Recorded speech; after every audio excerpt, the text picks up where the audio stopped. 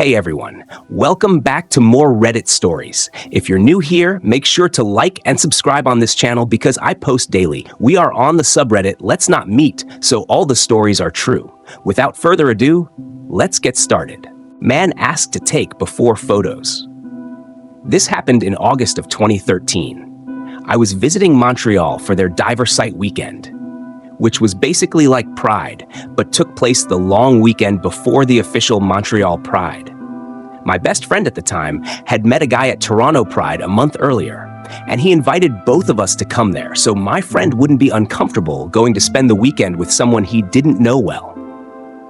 We arrived on Thursday, and the trip was going great. We went out the first night, walked the streets that were closed off to cars the next day, and our host made us a nice dinner. And then we went out again Friday night. Just a quick note before I get into what happened. I partied quite a bit with drugs at this time, and I also in the past had a tendency to lose my cell phone. So for about a year prior, I stopped taking my cell phone whenever I went out.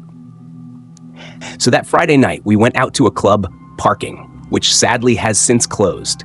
And it was another fun night. The music was great, and the tequila shots were incredibly cheap. I was dancing and moving all around the club, but would circle back and check in with my friend and our host, and I would also run into people that I knew who were also visiting from Toronto, and ended up taking some MDMA from one of them. Danced some more until I was completely soaked in sweat, so I went to the bathroom to wipe myself down and pee. When I got into the bathroom, there was someone leaving, but it looked like I was the only one in there. I went and used the stall because I have a hard time using the urinal, and when I came out, I was quite surprised to see a man in the corner of the washroom smiling at me.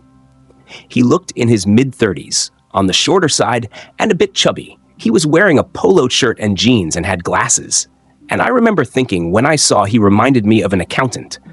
Not sure why that thought popped in my head. I was pretty sure I didn't hear the door, but I couldn't be sure, so I just smiled back and said hello as I went to wash my hands. Hello, he responded. Are you having fun tonight? I replied I was, and that the music was incredible, and was wiping myself down with paper towels and my shirt. Do you want to do some coke with me? He asked. Now, this was not the first time I had been offered coke in a bathroom at a nightclub and had done this in the past and ended up having some good experiences and met some interesting people, so I was already high and drunk and not thinking much of it. I said, sure, I would love to, thanks. I just live right near here. It's at my place if you don't mind coming over. We can do some lines and have a drink, then walk back to the club, he replied. Now, obviously, looking back, I realize how very dumb my following actions were, and I can't imagine myself being so stupid and careless now. But without thinking about it, I agreed, and I left with him. The club allowed you to re-enter if you had a wristband. We chatted on the walk over to his place. He asked me where I was from, because I didn't seem like I was from Montreal, and what parties I had gone to, and how old I was, and my name. I asked his name, but he instead responded that we had arrived. The whole wall felt like 5 minutes, but I honestly hadn't been paying much attention to where we were walking. His apartment was in this building that had 3 floors, and his unit was on the 2nd floor. And you had to climb this long, narrow metal staircase, and his door seemed to be in the middle of 2 other apartments on either side. He unlocked the door and let me in first, flicked on the lights, and told me to make myself comfortable. I was walking, and noticed he had carpet. So I turned around to ask him if I should take my shoes off when I noticed that he was locking the door from the inside with a key above the regular lock. And in that moment, I was overwhelmed with a feeling of dread like I'd never felt before. The danger I had possibly put myself in another city, no phone, nobody knows where I am. And now seeing this person locking their door from inside with a key, I just thought to myself, I'll pretend I didn't see that. I won't take off my shoes and politely hang out for a few minutes, then ask to head back. I also thought I could be having an extreme overreaction to what I saw because I was high, but as I looked around, everything inside of me was just screaming, "You need to get out of here." I went and sat on the arm of the couch. He said I should take off my shoes and relax. I was getting a better look at him now in the lights of his apartment. He still looked plain and unassuming, but his eyes looked shifty, and he pulled down both of the shades on the windows that were on each side of the door. I told him that I was okay, and I was eager to get back to dancing, so he said he would make us drinks, then we could go back. The apartment looked much bigger inside than it did from the street. It was an open layout with the living room beside the kitchen, and then a hallway in the middle with closed doors painted black, and I could hear music coming from one of the doors. I asked him if someone else was there, as he came from the kitchen with a glass, and he replied no. As he handed me my glass, he looked me up and down. I wasn't wearing a shirt. He said with this increasingly creepy smile spreading across his face, "You have a very beautiful body, especially your chest. Would you mind if I took some photos before we went back?" Every alarm bell is going off in my head now, and all I can think about is Jeffrey Dahmer and all his Polaroids, and what am I going to do, because that was such a creepy thing to say, and all I can manage is a polite laugh as I take the drink and say, "Sure." "Excellent," he says. He then tells me to take off my shoes, and he is going to get the Coke and his camera and to finish my drink. He walked down the hall, takes out his keys and unlocks the second door, and opens the door enough to slip in and closes it behind him. The second that door was closed, I jumped up, ran over to the sink and dumped my drink, put my shirt on. It had been tied around the belt loop of my shorts, and ran to the front door. I was able to turn and unlock the regular lock, but the door would not budge. I kept turning and pulling, but nothing. Then I heard from behind me, "What are you doing?" I turned around, and he was standing at the base of the hallway with one of those professional cameras slung around his neck and holding a square mirror with a pile of white powder on it. I thanked him for the drink, gesturing to my empty glass, but that it was getting late and I wanted to get back, but we could exchange numbers and maybe meet up tomorrow. His demeanor slightly changed. He was still smiling, but his tone when he next spoke sounded irritated. He asked me if I was nervous about taking the photos and I should just wait for my drink to relax me, and I said no, that I wanted to go. This exchange of him telling me to stay and me saying no went back and forth for about a minute when he suddenly glared at me, put down the mirror, pointed at the couch and said, "Sit down now." Not knowing what to do or how I was going to get out of this, I remembered that there were other units on each side of us, and it had to be around 2:30 in the morning at this point, so I just started screaming at the top of my lungs like a madman, banging on the door, the window, the wall. "Shh! Shut up! Be quiet!" He snapped at me as he ran to the door. He quickly unlocked and told me to get out and stepped aside. I bolted out that door and down the stairs, skipping the bottom steps, and hopped over the side of the railing. I looked up behind when I landed and he wasn't there, but I heard a door slam and took off running down the street. I hadn't paid attention on the walk there, so I didn't know which way to walk, but I knew it was close, and luckily I was able to wave down a passing taxi and take it back to the bar. When I got back to the bar, I found my friend in the same spot dancing. The whole incident must have been less than half an hour. I was too embarrassed about how stupid I had been, and being back in the club, I started to feel bad that I had just freaked out on this nice man. So I didn't say anything, but I stayed by his side until we left shortly after I got back. The entire thing felt quite surreal. And I remember the next day when I did tell my friend, kind of laughing it off and joking about getting murdered and trying to make light of it because it was so scary. And it wasn't until years later, after joining Reddit and this sub and reading other stories, that I started to think about that night more and more, and realized how much potential danger I put myself in. So strange man from the bathroom that lured me to his place and wanted to take before photos of me. Let's not meet ever again. I just learned what the real world is like.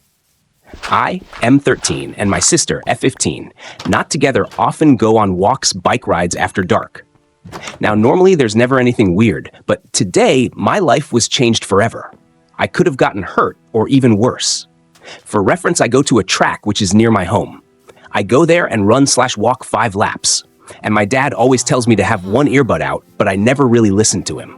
So I get to the track and everything goes well. I play my music and I walk 5 laps. Once I am done, I unlock my bike lock, and as I do, I see someone. A high schooler, perhaps? No. If he was not afraid of going to juvie. When I saw him, I pulled out my earbuds but didn't say anything. He was asking if anyone was there. I ignored him mistakenly and just started walking towards the parking lot, which was kind of by him. I was at the bottom sidewalk next to the bleachers at the track, and walking up, he was near the bike rack, but a bit closer to the grass as he was walking towards me.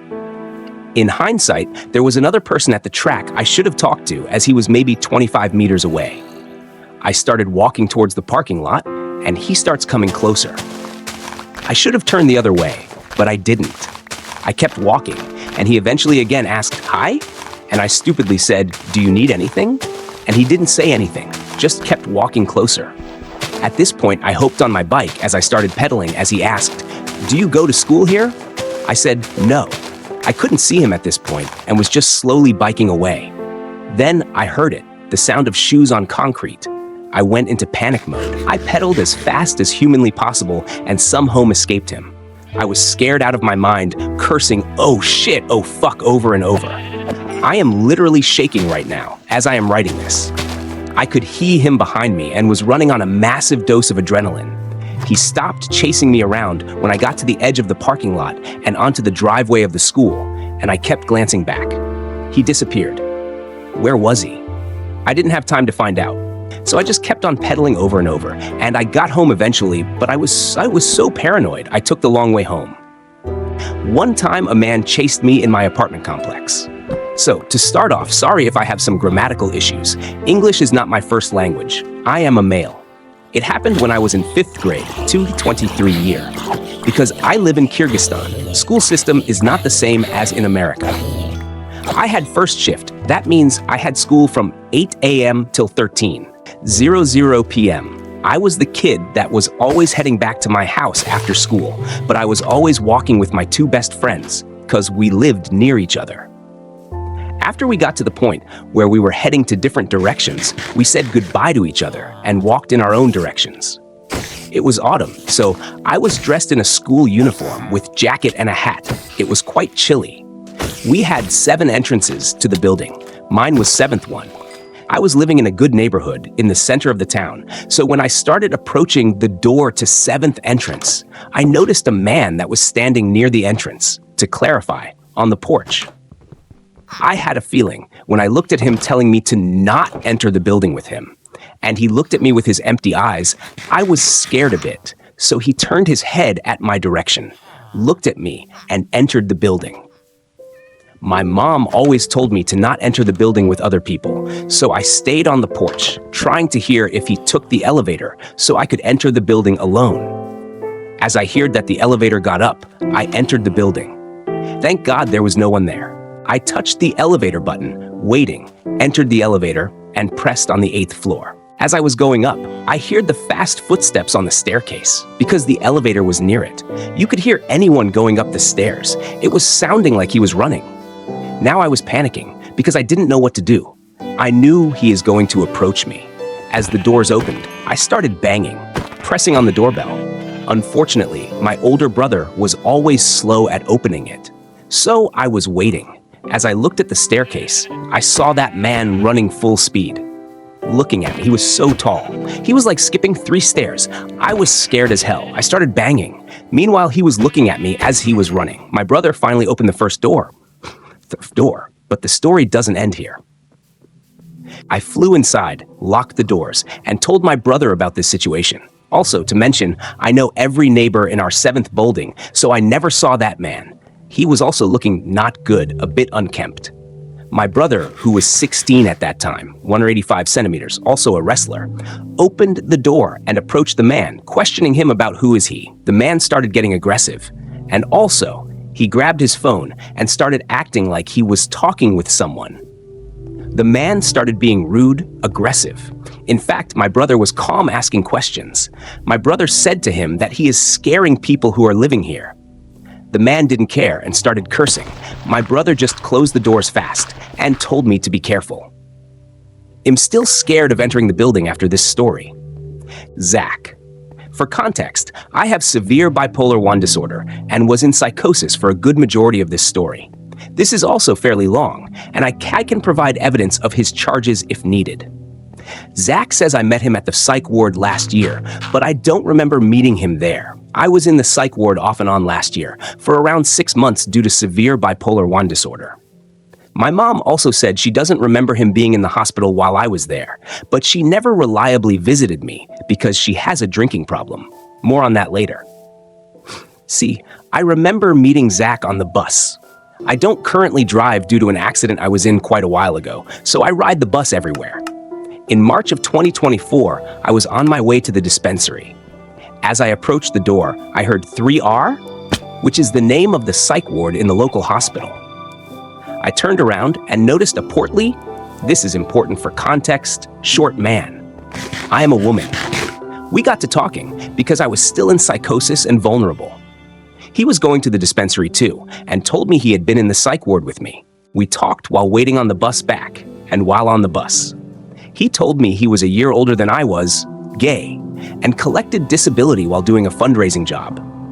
At that time, I was living with my alcoholic mother, who kept fueling my repeated hospitalizations and was desperate for a friend. It turned out he lived across the street from me. At first, he seemed pretty normal. But then, I ended up in the hospital again. He started incessantly calling the hospital, which scared me and made my psychosis worse.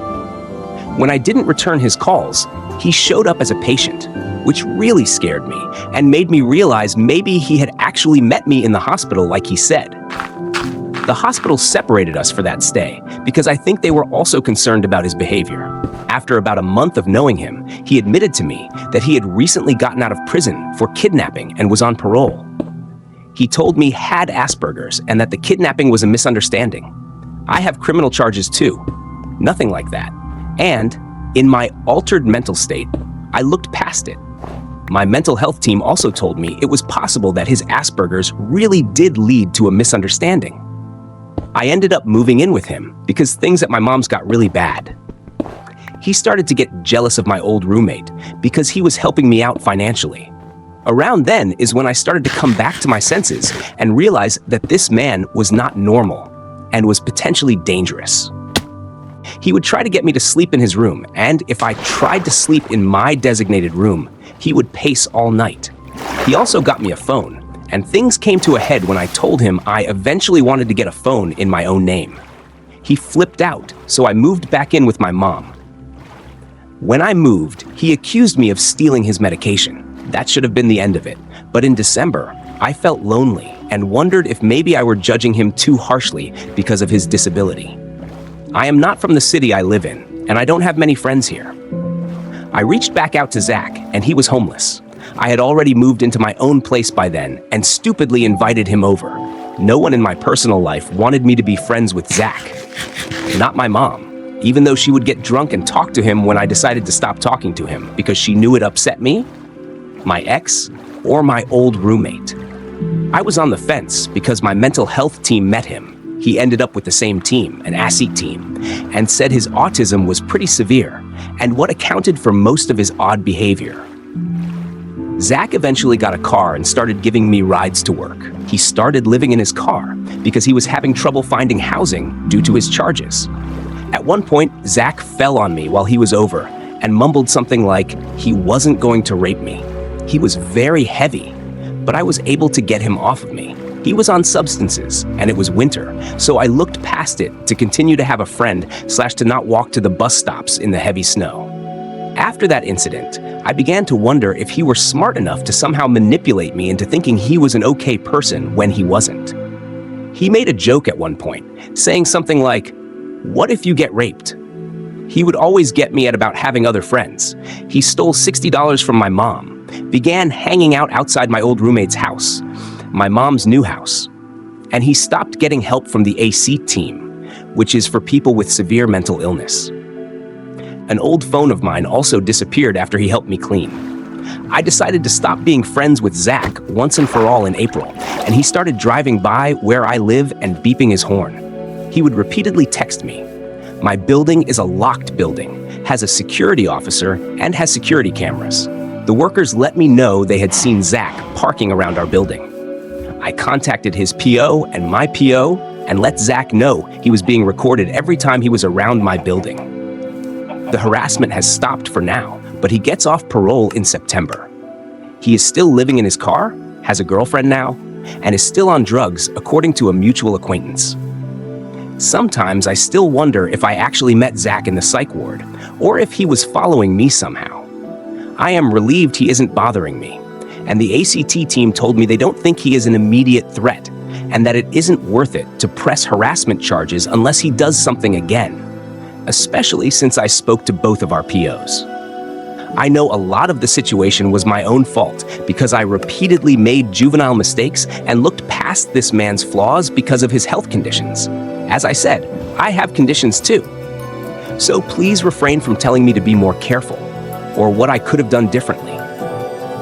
I was in a really vulnerable spot and not in my right state of mind for a large portion of this. He also told me that, when he was 13, he propositioned his younger cousin for sexual favors using video games, and that he got put in a juvenile detention facility over it and had the record sealed. His mom's family won't talk to him because he tried to kiss his brother at a wedding. Zach, let's never meet again.